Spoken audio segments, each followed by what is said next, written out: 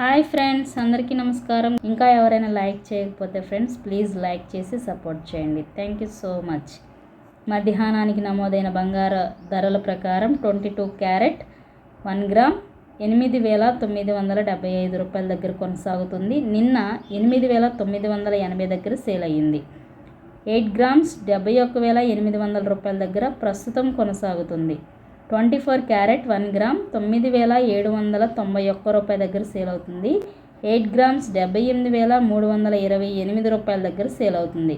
ఇంకా వెండి ధరకు వస్తే 1,09,000 దగ్గర కొనసాగుతుంది. ఈ విధంగా బంగారము, వెండి మధ్యాహ్న సమయానికి నమోదు చేయబడ్డాయి.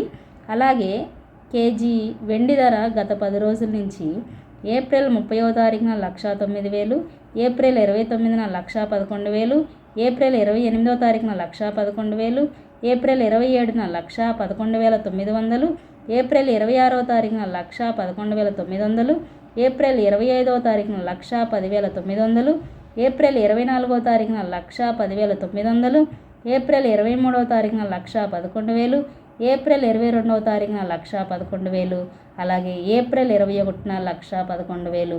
ఈ విధంగా గత 10 రోజుల నుంచి వెండి ధరలో భారీ మార్పులు చోటు చేసుకున్నాయి.